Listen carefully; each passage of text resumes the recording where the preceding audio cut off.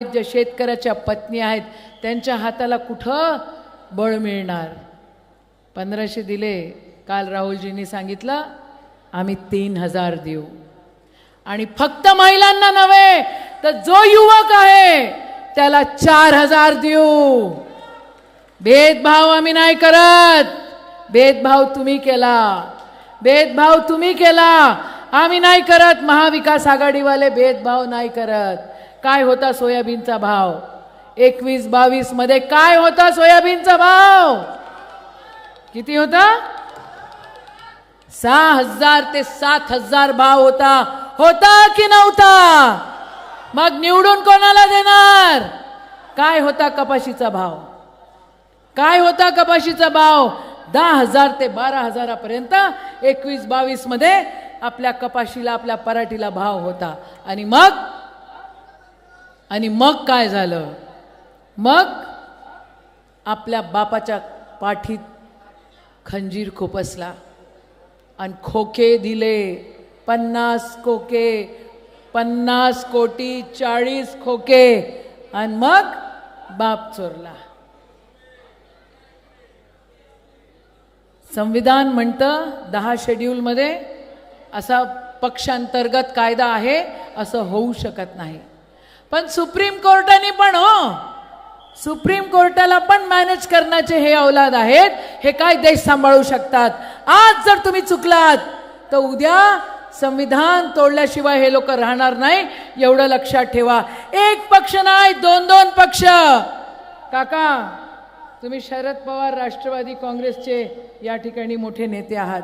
आणि काय झालं? तिलवटे उपस्थित आहेत, त्यांना सुद्धा आपण मंचावर बोलूया आणि एकदा जोरदार आपल्या टाळ्यांच्या स्वरूपात त्यांना आपण आजच आशीर्वाद देऊन देऊया. यानंतर सन्माननीय अनंतरावजी गुडे यांना मी विनंती करते की आपण या सभेला प्रबोधित करावं.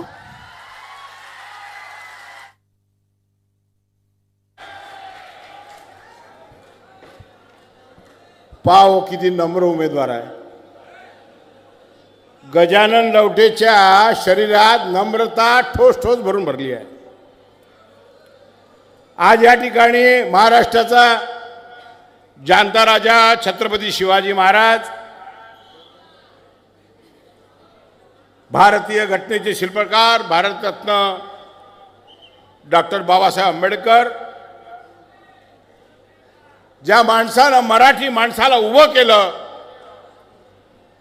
आणि जगण्याची ताकद दिली या महाराष्ट्रात, ते हिंदू हृदय सम्राट शिवसेना प्रमुख माननीय बाळासाहेब ठाकरे या सर्वांना मी वंदन करतो. माननीय शिवसेना पक्षप्रमुख एक 10 मिनिटात या ठिकाणी येणार आहेत.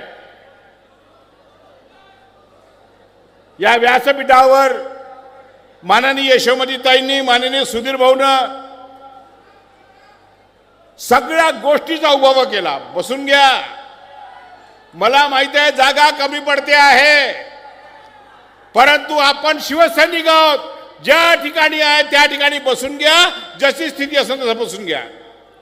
जे ज्यांना उभं राहायचं त्यांनी बाजूला जाऊन उभं राहा प्लीज. कृपा करून पोलिसांना सहकार्य करा. कृपा करून पोलिसांना सहकार्य करा. कारण 1.5 फुट्याले घरी पाठवायचं आहे. पाठवायचं आहे ना? 1.5 फुट्याले घरी पाठवायचं आहे. ताई मी या ठिकाणी खासदार होतो आणि आमची आमदार आणि खासदाराची वेगळी जोडी इथं होती ना. इथं आमच्या आमदार आणि खासदाराची वेगळी जोडी होती. लोक त्या जोडीवर खुश होते की नाही? आणि हा मतदारसंघ राखीव झाला. आम्ही बुलढाण्यावरून 3 फुटी माणूस बोलावला. 3 फुटाचा माणूस बोलावला. त्या 3 फुटाला 1.5 फुटाचा बोलावला. आणि या दोघांनी या जिल्ह्याच्या शिवसेनेचा जिल्ह्याचा बळवंतराव सत्यानाश केला. या सामान्य कार्यकर्त्यांना, सामान्य शिवसैनिकांना या 3 फुटाच्या खासदाराला 2 वेळा निवडून दिलं, परंतु हा 3 फुटाचा खासदार ज्याच्या घरी जेवत होता त्यालाही ओळखत नव्हता. हॅलो, या ठिकाणी ज्यांच्या प्रतीक्षेत आपण बसलेलो आहोत असे सर्वांचे लाडके पक्षप्रमुख सन्माननीय उद्धव बाळासाहेब ठाकरे यांचं आगमन झालेलं आहे. आपण या ठिकाणी जय जयकार करणार आहोत. बोलो जय भवानी, बोलो बोलो जय भवानी. पक्ष प्रमुख आदरणीय उद्धव साहेब तुम आगे बढ़ो. पक्ष प्रमुख आदरणीय उद्धव साहेब तुम आगे बढ़ो.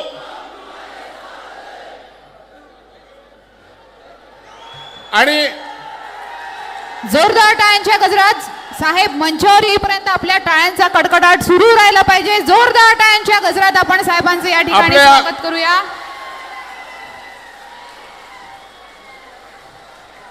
माननीय उद्धव साहेब आपल्या सर्वांना अभिवादन करताय. आज विशेषतः सगळ्यांचे लाडके उमेदवार विधानसभेचे उमेदवार गजानन राव लवटे यांच्या प्रचारार्थ आज सन्माननीय उद्धवजी ठाकरे या ठिकाणी उपस्थित आहे. पुन्हा एकदा जोरदार टाळ्या साहेबांसाठी झाल्या पाहिजे. आणि आज त्यांचा आशीर्वाद या मातीला लाभतोय म्हणजे अर्थातच आपला हा विजय निश्चित आहे. एकदा विजयासाठी जयघोष झाला पाहिजे. जय शिवाजी. आपण सर्वांनी अभिवादन केला. सर्वांनी खाली बसून घ्या. सर्वांनी खाली बसून घ्या. माननीय उद्धव साहेबांना या ठिकाणी बोलायचं आहे. सन्माननीय उद्धवजी ठाकरे यांना मी विनंती करते की श्री छत्रपती शिवाजी महाराज, भारतरत्न डॉक्टर बाबासाहेब आंबेडकर, क्रांतीसूर्य सावित्रीबाई फुले, शिवसेना प्रमुख माननीय बाळासाहेब ठाकरे या सर्वांना माननीय उद्धव साहेब अभिवादन करते हैं.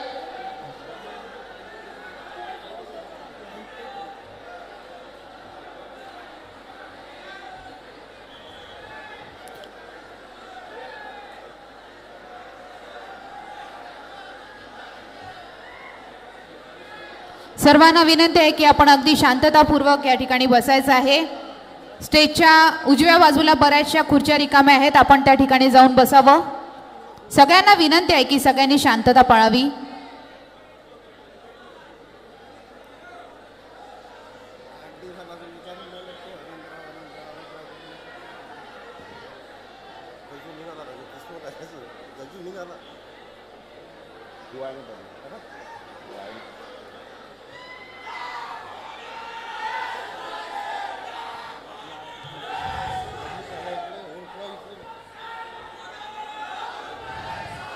शिवसेना उद्धव बाळासाहेब ठाकरे व महाविकास आघाडी दर्यापूर अंजनगाव विधानसभा. छत्रपती शिवाजी महाराज की. बोलो छत्रपती शिवाजी महाराज की जय भवानी. जय शिवाजी. जय भवानी. जय शिवाजी. 1-2-5 मिनिटात मी 5 मिनिटात मी माझं भाषण या ठिकाणी संपवणार आहे. आदरणीय उद्धव साहेब या ठिकाणी बोलणार आहे.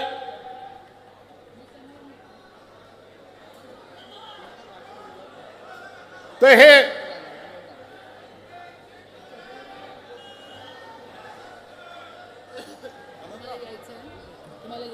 सन्माननीय उद्धवजी ठाकरे यांना मी विनंती करते की आपण कृपया मंचावर स्थानापन्न व्हावं. तर 1.5 फुटाचा 3 फुटाचं पार्सल आपण आधीच वापस पाठवलं. 3 फुटाचं पार्सल आपण आधीच पाठवलं. आता हे उरलेलं 1.5 फुटाचं पार्सल आपल्याला वापस पाठवायचं आहे. बरोबर आहे ना. आणि त्याचबरोबर हे स्वाभिमान वाभिमान अपक्ष फपक्ष चालते काय. चालते काय. आता एकच उमेदवार कोण. गजानन लवटे. मला या ठिकाणी साहेबांना सांगायचं का साहेब या ठिकाणी शिवसेनेच्या आमदाराची आणि खासदाराची जोडी होती. आपले आमदार होते इथं, मी खासदार. आणि हा संपूर्ण साहेब खारपान पट्टा आहे.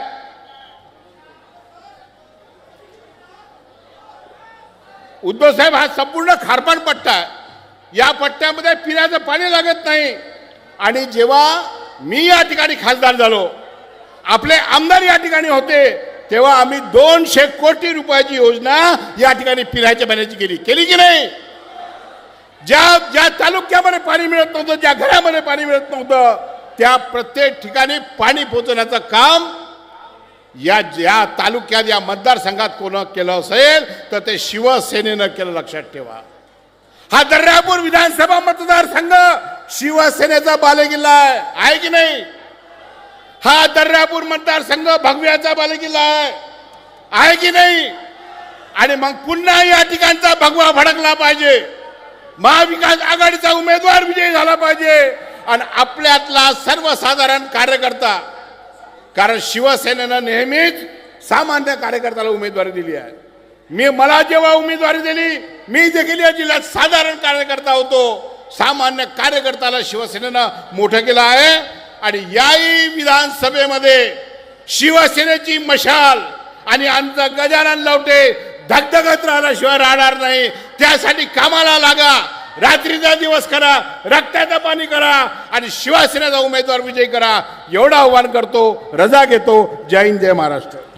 खूप खूप धन्यवाद. आणि यानंतर लगेचच आपल्या सगळ्यांचे लोकप्रिय उमेदवार, ज्यांना आशीर्वाद प्रदान करण्यासाठी खुद्द उद्धवजी ठाकरे या ठिकाणी आले आहेत, असे सर्वांचे लाडके गजानन भाऊ लवटे या ठिकाणी आपल्या सगळ्यांशी संवाद साधतील.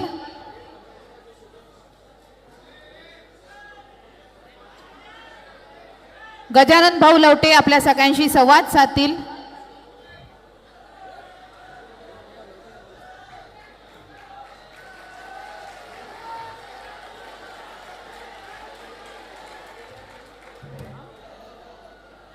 सगळ्यांना मानाचा जय महाराष्ट्र.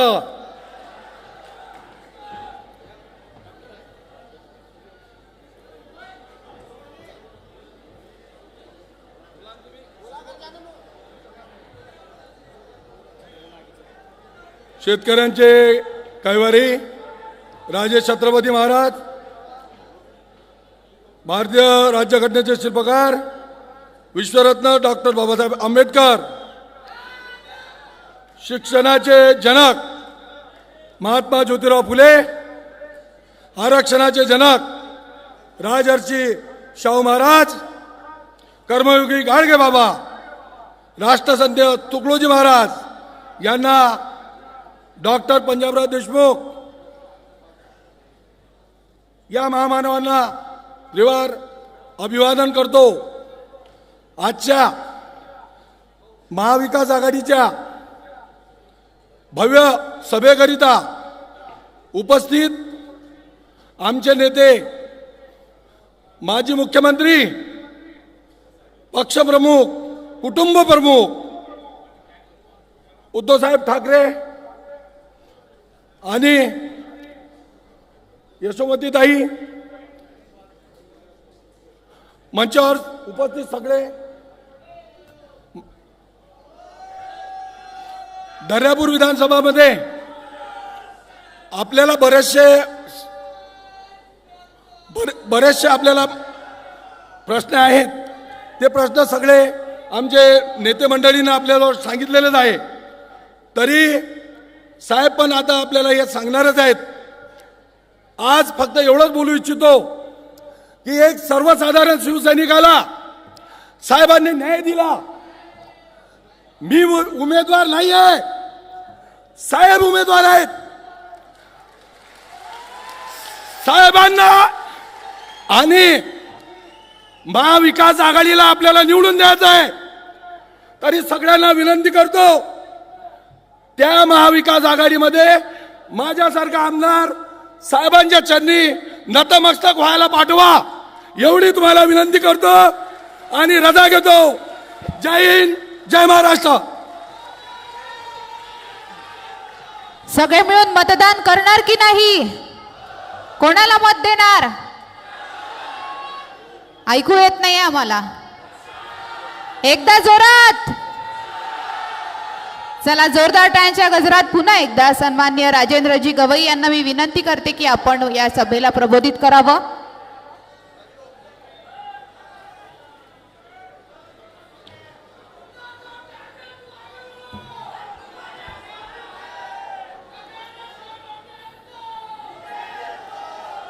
आदरणीय मंच, उद्धवजी ठाकरे साहेब आणि सर्व उपस्थित बंधूंनो आणि भगिनींनो, उद्धव भाऊ, हा जिल्हा गाडगे महाराजांचा आहे, हा जिल्हा तुकडोजी महाराजांचा आहे, हा जिल्हा दाजीबा पटवर्धन साहेबांचा आहे आणि हा जिल्हा दादासाहेब गवईंचा आहे. या जिल्ह्यामध्ये उद्धवजी आपलं स्वागत करतोय.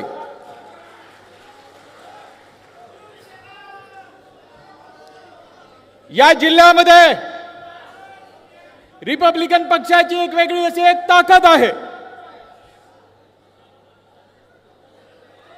या जिल्ह्यामध्ये जर आपण या 10 वर्षाचा इतिहास बघितला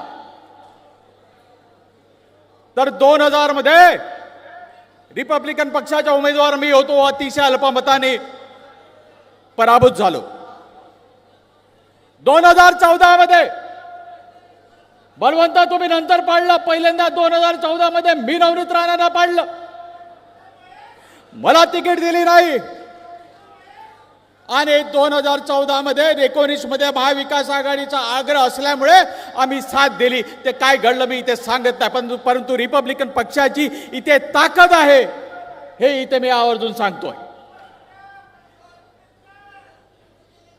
ठाकरे परिवारांचे आणि गवई परिवारांचे जुने संबंध, परंतु राजकीय पलटावरती आम्ही आज पहिल्यांदाच एकत्रित येत आहोत आणि ही रिपब्लिकन पक्षाची ताकद जी या जिल्ह्यामध्ये आहे, जी या तालुक्यामध्ये आहे, ती ताकद, त्या ताकदीचा वापर करून या आपल्या नवीन दोस्तीची एक भेट तुम्हाला मी गजाननराव लवटे देतो आहे.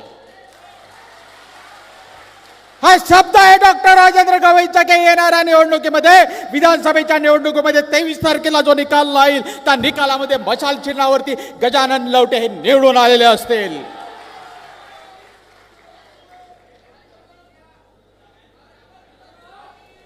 या जिल्ह्यामध्ये माझाही जन्म व्हायचा होता, माझ्या मोठ्या बंधूंचाही जन्म व्हायचा होता, तेव्हा गवई साहेबांनी पहिली निवडणूक लढवली लोकसभेची आणि ती निवडणूक लढवली महर्षी पंजाबराव देशमुख केंद्रीय मंत्र्यांच्या विरुद्ध. 70 वर्षाचे पंजाबराव देशमुख, 28 वर्षाचे दादासाहेब रासू गवई आणि जेव्हा निकाल लागायचा तेव्हा 6 पैकी 5 मतदारसंघामध्ये पंजाबराव देशमुख पुढे असायचे आणि एका दर्यापूर मतदारसंघामुळे गवई साहेब आणि पंजाबराव देशमुख एकत्रित व्हायची अशी ताकद या दर्यापूर तालुक्यामध्ये रिपब्लिकन पक्षाची आहे. तेव्हा मी अधिक वेळ घेत नाही. काल मी आणि उद्धवजी राहुलजींसोबत मुंबईला होतो, त्याच्यानंतर सकाळीच मी नागपूरला कार्यक्रम होता, सकाळी 9 वाजता तो आटपून आता इथे आलोय.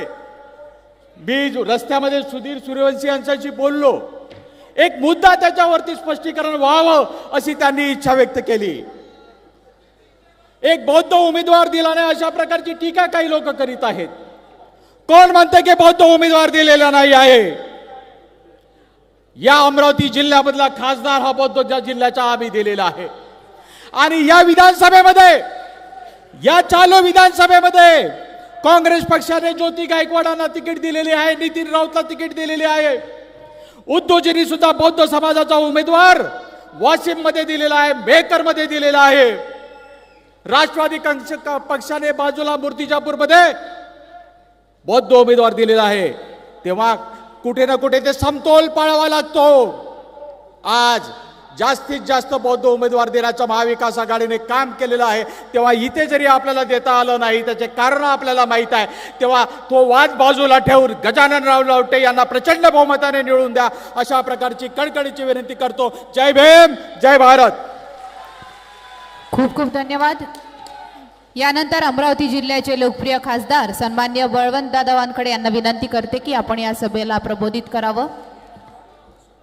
रयतेचे राजे छत्रपती शिवाजी महाराज, तुम्हा सर्वांचे कैवारी महात्मा ज्योतिबा फुले, भारतीय राज्यघटनेचे शिल्पकार परमपूज्य डॉक्टर बाबासाहेब आंबेडकर, संत गाडगे महाराज, संत तुकडोजी महाराज, वीरल्लाह देवी, मौलाना आझाद या सर्व महापुरुषांच्या विचारांना मी प्रथमतः विनम्र अभिवादन करतो.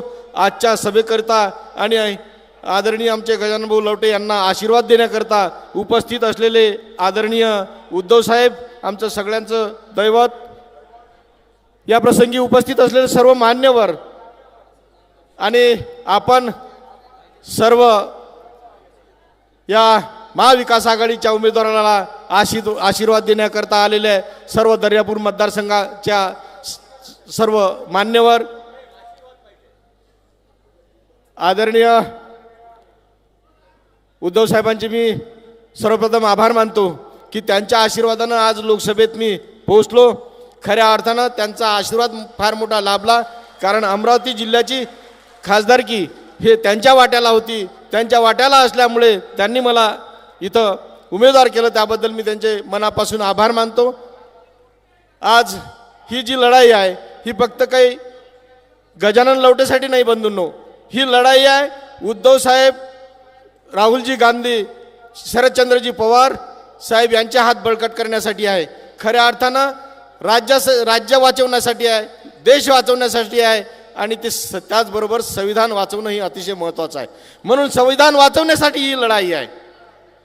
म्हणून आपल्याला सर्वांना विनंती करेल की महाविकास आघाडीचे उमेदवार गजानन भाऊ लवटे हे आपल्याला महाविकास आघाडीने दिलेले आहेत, त्यांना प्रचंड बहुमताने विजयी करा एवढी मी विनंती करणार आहोत.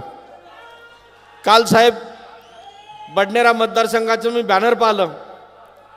एकीकडे हिंदू हृदय सम्राट आदरणीय बाळासाहेब ठाकरेंचा फोटो आणि त्यालाच लागून जिल्ह्याची भावी जातचोर तिचा फोटो. म्हणजे लाज वाटत नाही यांना की बाळासाहेब हिंदू हृदय बाळासाहेब ठाकरे सोबत फोटो कसा द्यायचा टाकायचा.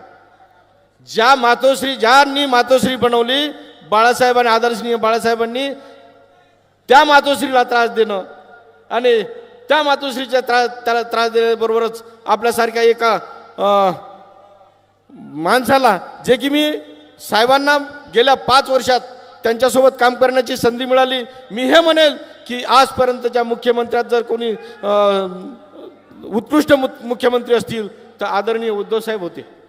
त्यांचं काम, त्यांनी जी कोरोनात केलेलं काम आणि सर्वांना सोबत घेण्याची संधी जी किमया होती ती त्यांच्यामध्ये होते. पण योगायोगानं काय झालं आपल्याला सगळ्यांना माहीत आहे. 50 खोके सगळे ओके आपल्याला सगळ्यांना माहीत आहे, त्यावर मी जास्त बोलणार नाही. काल साहेब राजसाहेब आले होते इथं, त्यांनी मस्जिदीवरच्या भोंग्या काढण्याचा विषय केला. त्यांची घोषणा ही जुनीच आहे, परंतु आज वाईट या गोष्टीचं वाटते. त्यांचा झेंडा जो आहे तो झेंडा छत्रपती शिवरायांची मुद्रा आहे, तो त्यांचा झेंडा आहे. आणि त्या झेंड्यात छत्रपती शिवरायांना जे अपेक्षित होतं, मंदिर असेल त्याच्या बाजूनं मस्जिद असली पाहिजे, किंवा आपले जे काही गड किल्ले आहेत त्या गड किल्ल्यावर मस्जिद असली पाहिजे, हे जे धोरण छत्रपती शिवरायांचं होतं, त्या शिवरायांच्या विचारांना काळीमा फासणारं असं त्यांचं विधान होतं. असं आणि साहेबांवर काय बोलले दुसऱ्या सभेत हे मला मी इथं विस्तारानं सांगणार नाही, परंतु येणाऱ्या काळात आपल्या हाती महाविकास आघाडीची सत्ता आणणं गरजेचं आहे. जे जे काही विषय असतील ते आदरणीय सर्व महाविकास आघाडीचे नेते मंडळी घेतीलच. मग लाडकी बहीण असेल किंवा अजून काही असेल, हे सगळ्या योजना त्यांचा जाहीरनामा काल प्रसिद्ध झाला. त्या जाहीरनाम्यात स्पष्टता आहे आणि तो स्पष्टता ती राबवण्यासाठी महाविकास आघाडीची सज्ज आहे. सुधीर भाऊंनी सांगितलं हा उमेदवार उद्धव साहेबांचा आहे, हा उमेदवार मशालचा आहे. पण सुधीर भाऊ नाही, हा उमेदवार उद्धव साहेबाचा आहे, हा उमेदवार राहुलजी गांधीचा आहे, हा उमेदवार माननीय शरदचंद्रजी पवार साहेबांचा आहे. म्हणून मशाल, पंजा आणि तुतारी यांचा हा संयुक्त उमेदवार आहे. म्हणून येणाऱ्या 20 तारखेला आपण सर्वांनी आपला सर्वांचा उमेदवार, महाविकास आघाडीचा उमेदवार म्हणून आदरणीय गजानन लवटे यांच्या पाठीशी राहावं ही आपल्याकडून कळकळीची विनंती करतो आणि थांबतो. धन्यवाद. जय भीम, जय भारत. खूप खूप धन्यवाद. यानंतर महाविकास आघाडीचे सर्व तालुका प्रमुख मंचावर येतील आणि सन्माननीय उद्धवजी ठाकरे यांचा स्वागत सत्कार करतील.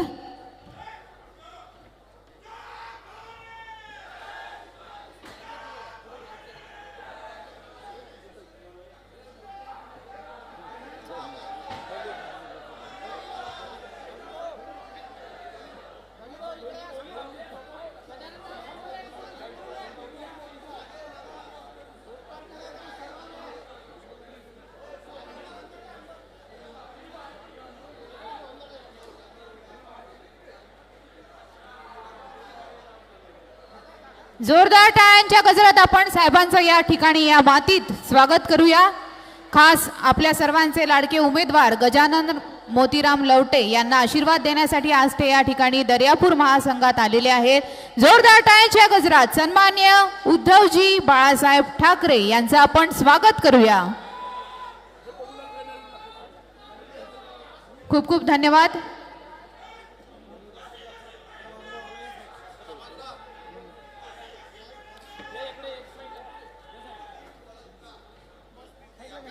प्रदीपजी वडतकर आपण जिथे कुठे असाल कृपया मंचावर यावं.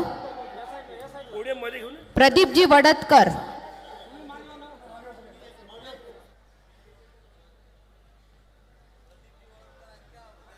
प्रदीपजी वडतकर आपण जर या ठिकाणी उपस्थित असाल तर आपण त्वरित मंचावर यावं.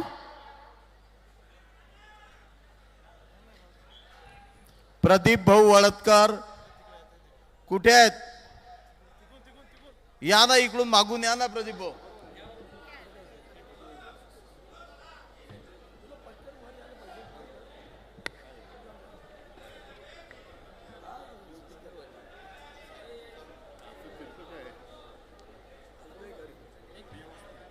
नाही ठीक आहे चल.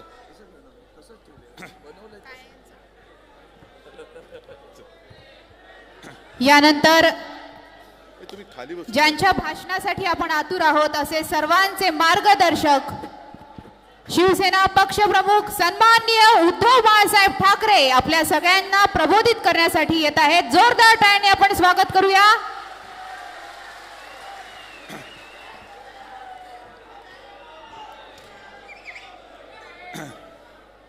जमलेल्या माझ्या तमाम महाराष्ट्रप्रेमी बांधवांनो, भगिनींनो आणि मातांनो,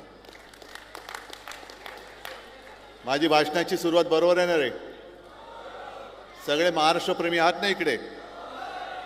कारण ही निवडणूक महाविकास आघाडी आणि महायुती अशी नाही आहे, तर महाराष्ट्रप्रेमी आणि महाराष्ट्रद्रोही यांच्यामधली ही लढत आहे. आपण सगळेजण महाराष्ट्रप्रेमी म्हणून एकवटलेलो आहोत आणि पलीकडे सगळे महाराष्ट्रद्रोही आहेत. मी एवढ्यासाठी महाराष्ट्रद्रोही त्यांना म्हणतोय की एक तर आपलं चांगलं चाललेलं सरकार गद्दारी करून पाडलं.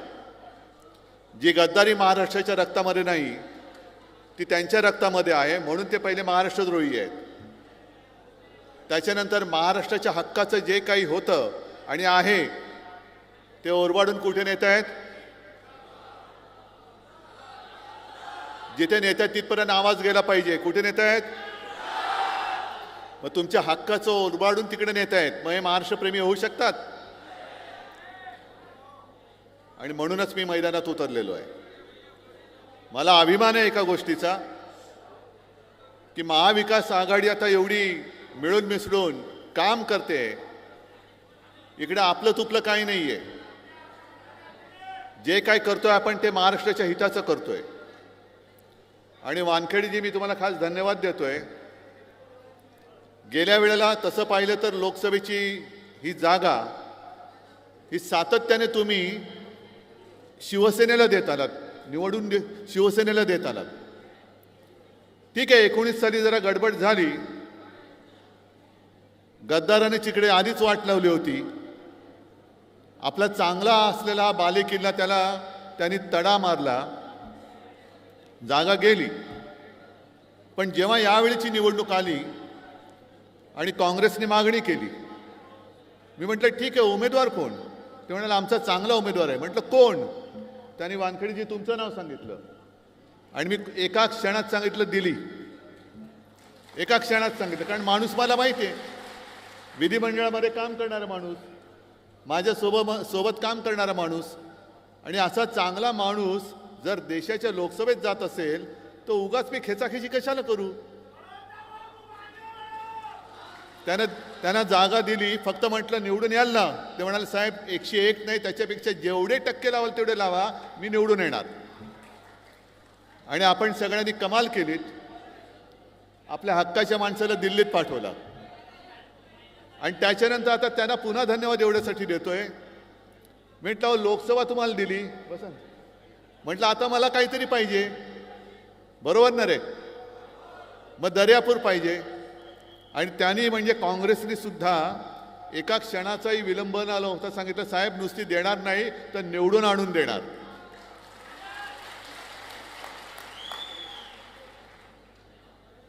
आणि एवढ्या लवकर आपण एकमेकांमध्ये मिळून मिसळून गेलो. मी खरंच तुम्हाला हात जोडून धन्यवाद सांगतोय. धन्यवाद की आव्हान अजूनही संपलेलं नाही. लोकसभेला आपण दाखवून दिलं, महाराष्ट्राने दाखवून दिलं. म्हणजे अगदी छत्रपती शिवाजी महाराजांना अभिमान वाटेल असं कर्तृत्व महाराष्ट्राने दाखवलं. मी तर म्हणेन माजलेल्या सत्ताधाऱ्यांच्या बुडाखाली ठिणगी महाराष्ट्राने पेटवली. महाराष्ट्राने ठिणगी पेटवली.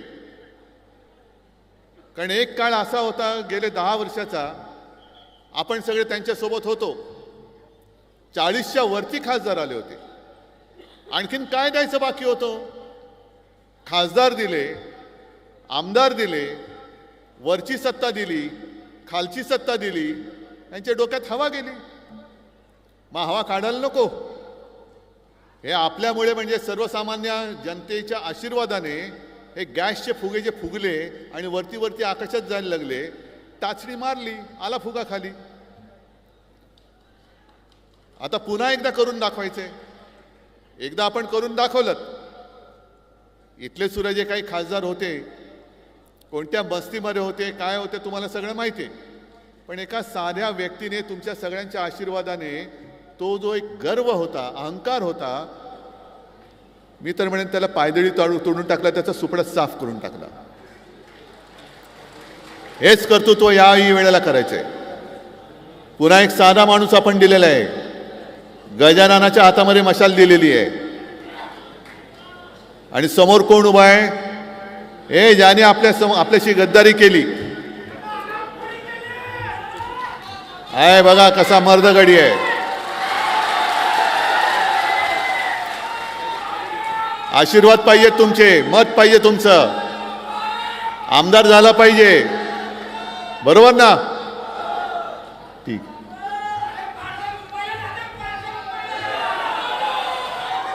मी जिथे जिथे जातोय सभेला, मला भाषण करण्याची गरजच लागत नाहीये. लोक तुम्हीच बोलताय, तुम्हीच सांगताय 50 खोके एकदम ओके, गद्दारांना गाडून टाकणार, मशाल पेटवणार.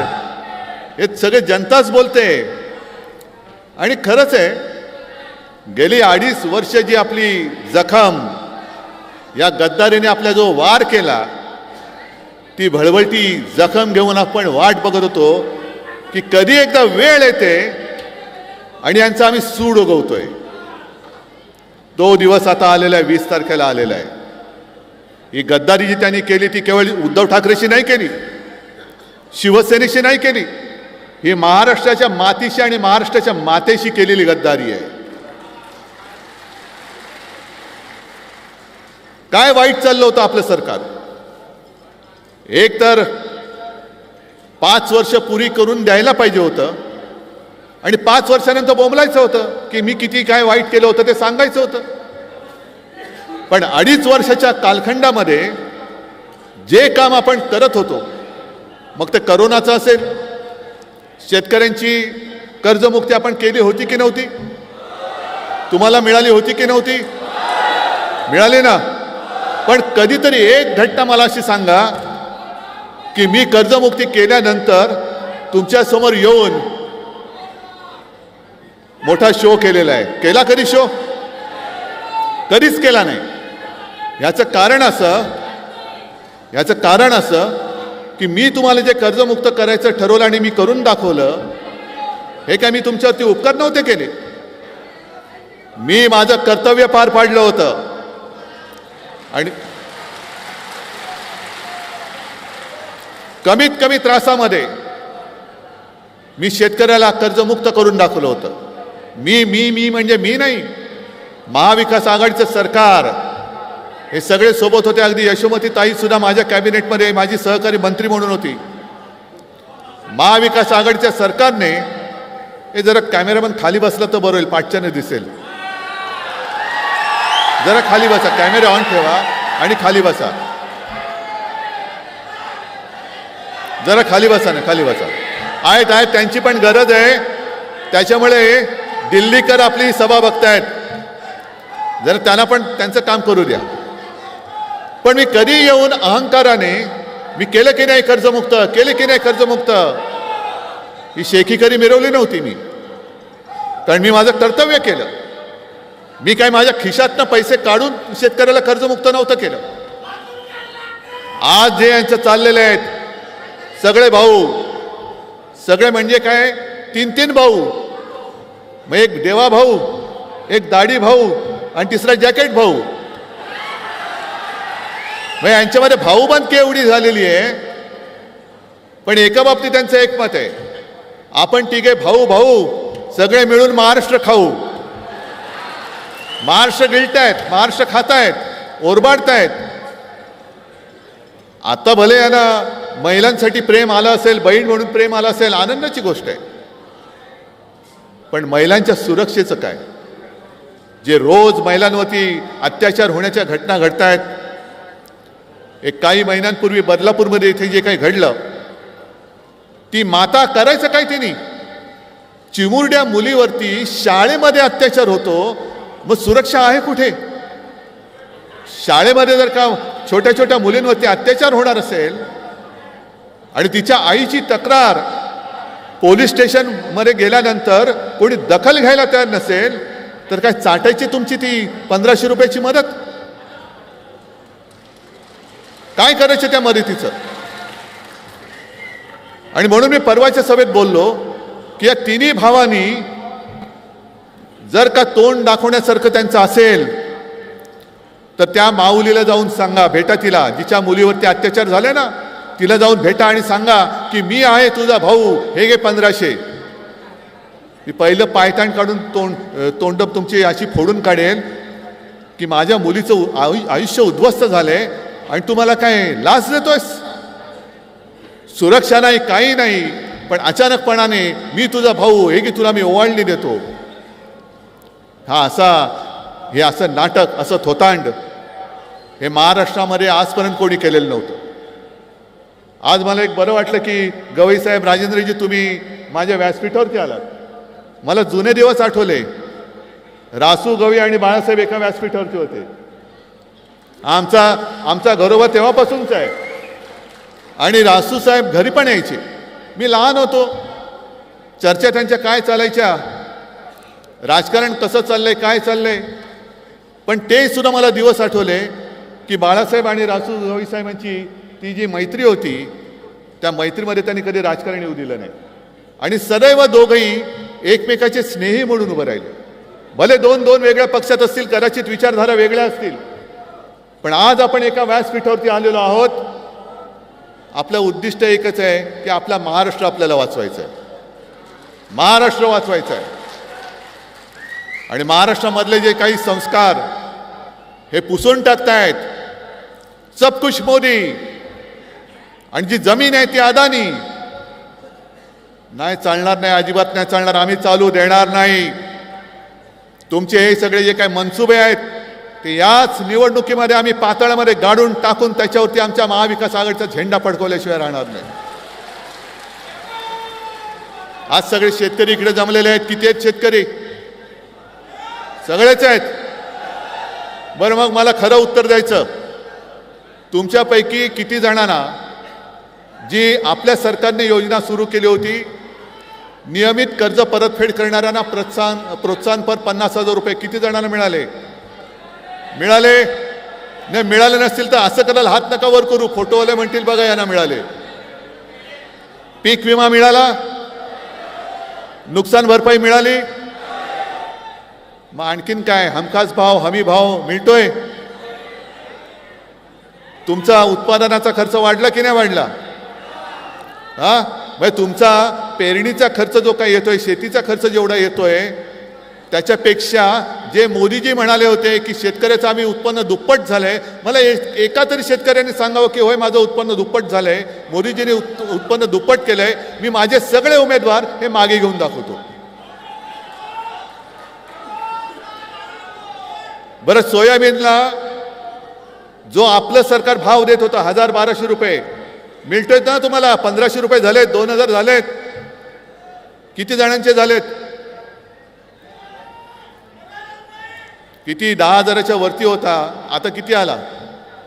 4,000, 4,500, 3,000.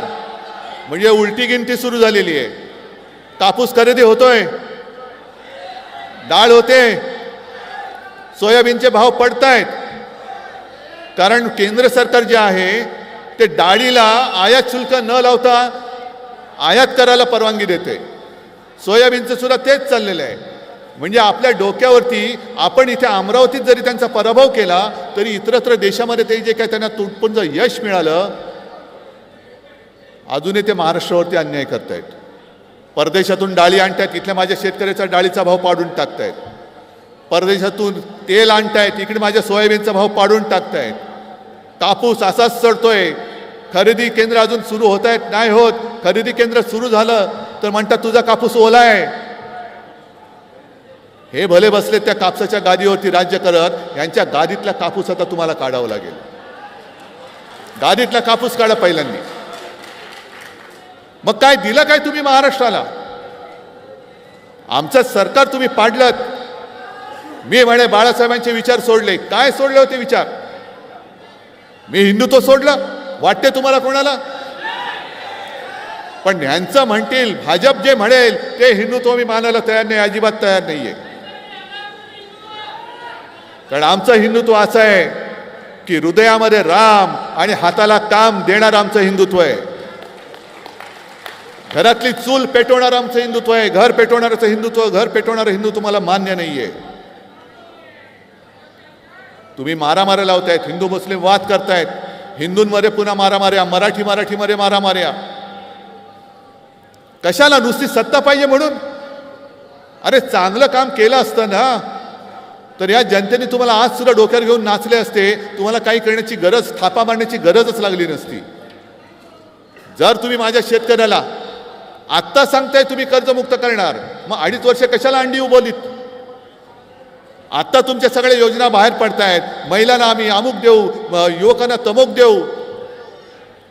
मग काल परवापासून मी जाहीर केलेलं आहे, जसं मनोहर जोशी मुख्यमंत्री असताना आपण 5 जीवनावश्यक वस्तूंचे भाव, मग त्याच्यामध्ये तेल, साखर, डाळ, तांदूळ, गहू, हे 5ही जीवनावश्यक वस्तूंचे भाव माझ्या शेतकऱ्याचं 1 रुपया सुद्धा नुकसान होऊ न देता मी त्याचे भाव स्थिर ठेवून दाखवणार आहे. शेतकऱ्याचं नुकसान होऊ देणार नाही. शेतकऱ्याला त्याचा हमी भाव असेल, नुसता हमी भाव नाही, मी तर म्हणतो त्याला हमखास भाव देऊन मी माझ्या बाकीच्या जनतेला 5 जीवनावश्यक वस्तूंचे भाव स्थिर ठेवून दाखवेन. आता काही जणांची काही स्फूर्तिस्थानं असतात, प्रेरणास्थानं असतात. मी परवा जाहीर केलं आणि मी आज तुम्हाला प्रश्न विचारतोय. आपलं सरकार आल्यानंतर मी महाराष्ट्राच्या प्रत्येक जिल्ह्यात आणि सुरतेला सुद्धा छत्रपती शिवाजी महाराजांचं मंदिर उभारणार आहे. तुम्हाला मान्य आहे की नाही? अरे हे दैवत जर का झालं नसतं तर मोदीजी तुम्ही दिल्ली बघितलीच नसती. आज हे काय थया नाचतायत, कोणाच्या जीवावर नाचताय? छत्रपती शिवाजी महाराजांचा तुम्ही EVM सारखा उपयोग करता. निवडणुका आल्यानंतर गेल्या लोकसभेच्या आधी काय मोठे वाजत गाजत आमचे पंतप्रधान आले होते, कोकणात गेले आणि तिकडे पुतळा उभारला. म्हणजे सिंधुदुर्ग जो छत्रपती शिवाजी महाराजांनी बांधलाय, 350-400 वर्ष झाली तरी सुद्धा तसाच त्या सागरांच्या लाटेला तोंड देऊन तो सिंधुदुर्ग. आणि मग यांनी घाईघाईने तो नौदल दिन साजरा केला. एक पुतळा उभा केला आपला छत्रपती शिवाजी महाराजांचा. 8 महिन्याच्या आत तो पुतळा कोसळून पडला. 8 महिन्यात आमच्या दैवताचा पुतळा पडतो. पण केवळ आणि केवळ निवडणुका लोकसभेच्या तोंडावर होत्या म्हणून आम्ही छत्रपती शिवाजी महाराजांचे भक्त आहोत, आम्हाला मतं द्या म्हणून तुम्ही ते नाटक केलं. अशुभ हाताने उभारलेला पुतळा महाराजांना सुद्धा ते सहन नाही झालं. पण तुम्ही नालायकांनो त्या पुतळ्यामध्ये सुद्धा पैसे खाल्लेत, भ्रष्टाचार केला आणि माझ्या दैवताचा पुतळा पडला तरी तुम्हाला त्याची किंमत नाहीये. या वाक्याला आणि या शब्दाला सुद्धा गेल्या निवडणुकीत निवडणूक आयोगाने माझ्यावरती आक्षेप घेतला होता. जय भवानी बोलायचं नाही, जय शिवाजी बोलायचं नाही. मग काय तुमच्या त्या बोगस लोकांच्या नेत्यांच्या नावाला आम्ही जय जयकार करायचा? आम्ही जय शिवाजी बोलणार, जय शिवराय बोलणार, जय भवानी बोलणार, जय भीम बोलणार. कारण ही सगळी आमचे दैवत आहेत. शाहू फुले आंबेडकर छत्रपती शिवाजी महाराज यांनी केवळ महाराष्ट्राला नव्हे तर देशाला एक दिशा दिली. पण मी शिवाजी महाराजांचं मंदिर प्रत्येक जिल्ह्यात उभारणार, अगदी सुरतला सुद्धा उभारणार म्हटल्यानंतर देवेंद्र फडणवीसांनी मला आव्हान दिलं. आव्हान माहितीये का? आव्हान दिलं. आव्हान माहितीये का काय? मुंब्र्यात ह्यांचं मंदिर बांधून दाखवा. अरे मुंब्रा आमचाच आहे काय? पाकिस्तानात आहे मुंब्रा? मुंब्र्याच्या प्रवेशद्वारावरती छत्रपती शिवाजी महाराजांचा, जिजाऊचा, तुकाराम महाराजांचा, सावित्रीबाई फुलेंचा पुतळा आहेच. पण देवेंद्र फडणवीसांना मला सांगायचंय की जसं मोदींनी आपल्या नवीन पटनायकांना सांगितलं होतं की जिल्हे की राजधानी बताओ, मला कळलंच नाही, मी मुख्यमंत्री होतो पण जिल्ह्याला राजधानी असते. तसं फडणवीसांना माहिती नाही की मुंब्रा हे ठाणेमध्ये येतं आणि त्या ठाणे जिल्ह्यामधला एक गद्दार तुम्ही मुख्यमंत्री म्हणून तुमच्या डोक्यावरती बसवला. त्याच्या जिल्ह्यात जर छत्रपती शिवाजी महाराजांचं मंदिर तुम्ही नसाल बांधू शकत तर मी बांधून दाखवतो. आणि गद्दाराच्या हातातनं ते मंदिर होऊ पण शकत नाही. पण महाराजांचं मंदिर उभारतो म्हटल्यानंतर काय अंगाची लाई झाली, तीळ पापड झाला. महाराजांचं मंदिर बांधणार म्हणजे काय होणार?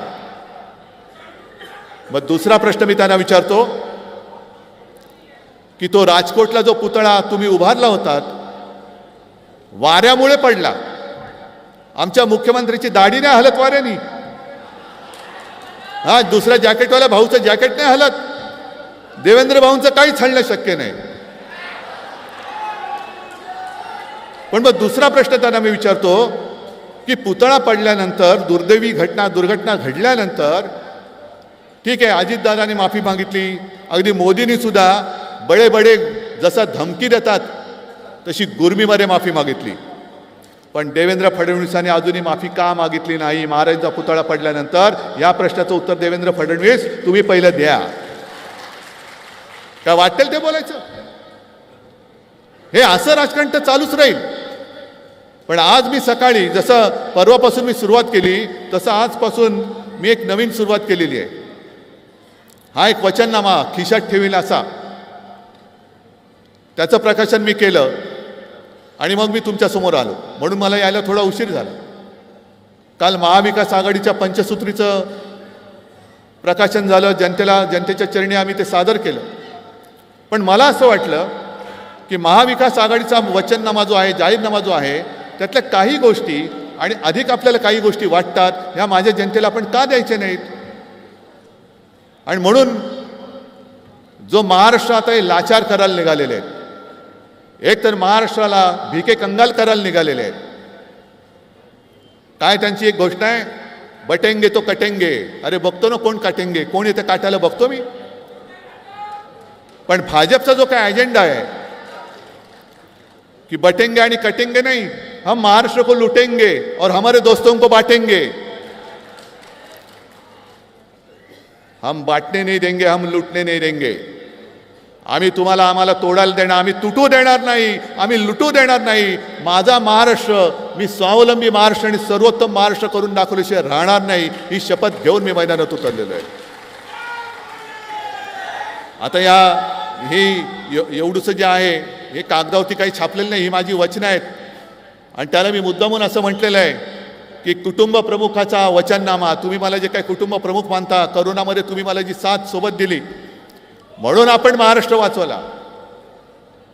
मोदीजींमुळे किंवा फडणवीसांमुळे महाराष्ट्र नाही वाचला, आपल्यामुळे महाराष्ट्र वाचलेला आहे करोनामध्ये. आणि म्हणून मी एक कुटुंब प्रमुख, कारण महाराष्ट्र हे माझं कुटुंब आहे. महाराष्ट्राचं कुटुंब ही माझी जबाबदारी आहे आणि ती एकदा मी घेऊन दाखवले. यापुढे सुद्धा तुमच्या आशीर्वादाने केवळ मुख्यमंत्री म्हणून नाही तर महाराष्ट्रासाठी हिताचं जे जे करणं गरजेचं असेल ते मी केल्याशिवाय राहणार नाही, ही शपथ घेऊन मी मैदानात उतरलेलो आहे. मग याच्यात काही गोष्टी आहेत आणि त्याच्या पाठी एक नवीन टेक्नॉलॉजी आहे, QR कोड. याच्यावरती तुम्ही स्कॅन केलं तर आपला वचननामा जो आहे सविस्तर तुम्हाला वाचायला मिळेल. पण 5 जीवनावश्यक वस्तूंचे भाव जे मी म्हटलं मी स्थिर ठेवणार. छत्रपती शिवाजी महाराजांचं मंदिर मी प्रत्येक जिल्ह्यात बांधणार. त्याचप्रमाणे मुलींना जे शिक्षण मिळते मोफत, तसंच मी माझ्या महाराष्ट्राच्या मुलांना सुद्धा मोफत शिक्षण देणार. याला कारण आहे, कारण इकडे माता भगिनी बसल्यात, इकडे सगळे वडीलधारी मंडळी बसल्यात. सरकारने किती पैसे देवत, पण जेव्हा स्वतःचा मुलगा स्वतःची मुलगी शिकून कष्ट करून एक रुपया जरी आपल्या आई वडिलांच्या हातात देते ना, स्वकष्टाची कमाई, त्यावेळेला त्या आई वडिलांना स्वर्गापेक्षाही जास्त मोठं सुख आपल्याला लाभल्याशिवाय वाटतं. माझ्या मुलांना, माझ्या मुलींना, महाराष्ट्राच्या मुलांना, माझ्या महाराष्ट्रातल्या मुलींना स्वतःच्या पायावर उभं करण्यासाठी जे शिक्षण आज मुलींना मोफत मिळतंय, ते सगळं शिक्षण मी मुलांना अगदी उच्च तंत्र शिक्षणापर्यंत सुद्धा मी त्यांना मोफत करून दाखवल्याशिवाय राहणार नाही. शेतकऱ्यांना जर मी मुख्यमंत्री असतो ना, तर माझ्या मनात विचार होता की निवडणुकीच्या आधी परत एकदा कर्जमुक्त करायचं, आणि मी करून दाखवलं असतं. पण कालच्या महाविकास आघाडीच्या जाहीरनाम्यात तेही वचन आहे की आम्ही शेतकऱ्यांना कर्जमुक्त करून दाखवू. अनेक बेरोजगार तरुण आहेत, शिकलेत, सवरलेत, पण रोजगार कुठे? गुजरातला जाणार तुम्ही, मुंबईतनं बुलेट ट्रेन अहमदाबादला जाणार. मग महाराष्ट्रातले सगळे तरुण काय मुंबईत येऊन तिकडनं बसून काय अहमदाबादला जाणार नोकरी करायला? रोजगाराचा पत्ता नाही. अरे देवेंद्र फडणवीसांना थोडी तरी लाज वाटायला पाहिजे की नागपूरमध्ये आपण टाटा एअरबसचा जो प्रोजेक्ट आणत होतो तो तरी वाचवायचा होता.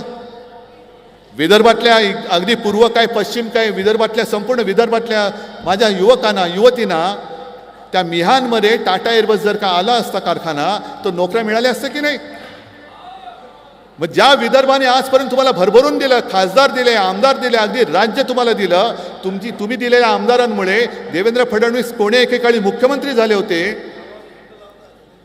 त्या विदर्भाची सुद्धा तुम्हाला काही पर्वा नाही. म्हणजे तुम्ही द्या, आम्ही घेणार आणि गुजरातला देणार, देणार आणि गुजरातला देणार. सगळं काही गुजरातला चाललंय.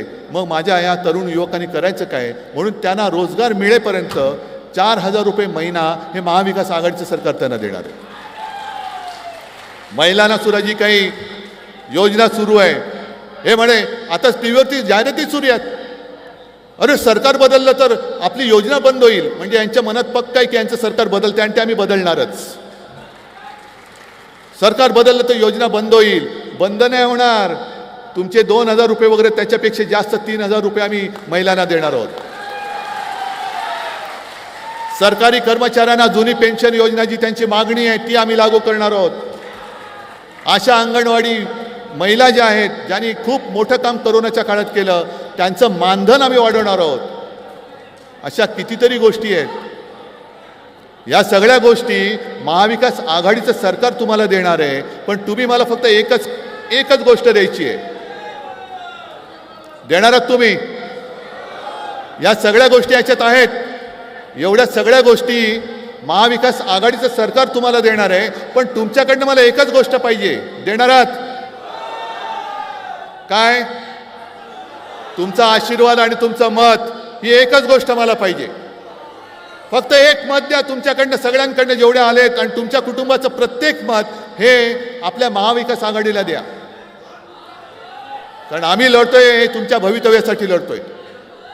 यावेळेला इकडे थोडंसं एक चोरलेली निशाणी आणि आपली निशाणी याच्यामध्ये संभ्रम निर्माण केला जाईल.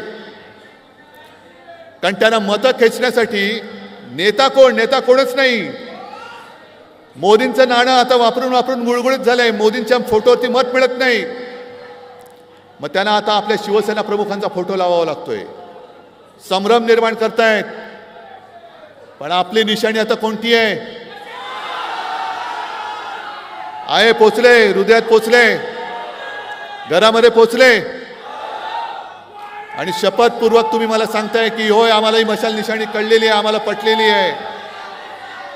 आणि मशाल निशाणी मी जाणीवपूर्वक घेतली, कारण हा सगळा खोट्याचा जो काही कारभार चाललेला आहे, हा खोट्याचा कारभार जाळून भस्म करण्यासाठी म्हणून मी मशाल तुमच्या हातात दिलेली आहे. तुम्ही आम्हाला डिवचलात, महाराष्ट्राचा स्वाभिमान डिवचलात, महाराष्ट्राच्या अस्मितेला तुम्ही तुच्छ लेखलात, महाराष्ट्राला तुम्ही तुमचं पायपुसणं समजायला लागलात. याद राखा, छत्रपती शिवरायाचा महाराष्ट्र हातात मशाल घेऊन तुमच्या कारभाराला आम्ही चोड लावून पेटून दिल्याशिवाय राहणार नाही. आणि दर्यापूर आणि अमरावती हा आपला बालेकिल्ला, आणि तुम्ही माझं पक्ष चिरलं, चिन्ह चोरलात, पण बघा ना आज माझ्याबरोबर किती लोक आलीत. तुम्ही एकटे पडलात, बाकी जनता माझ्यासोबत आली, जनता माझ्यासोबत आलेली आहे. आणि आपला उमेदवार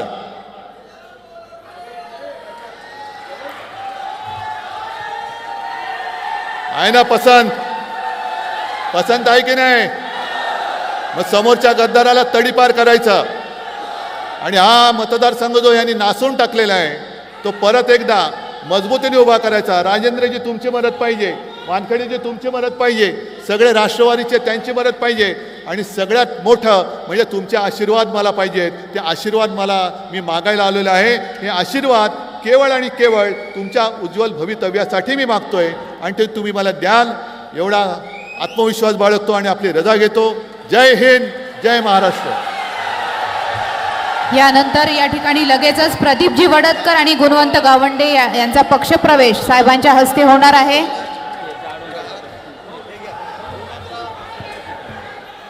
ॲडव्होकेट थर्डक साहेब, अध्यक्ष वकील संघ दर्यापूर यांचा सुद्धा जाहीर प्रवेश.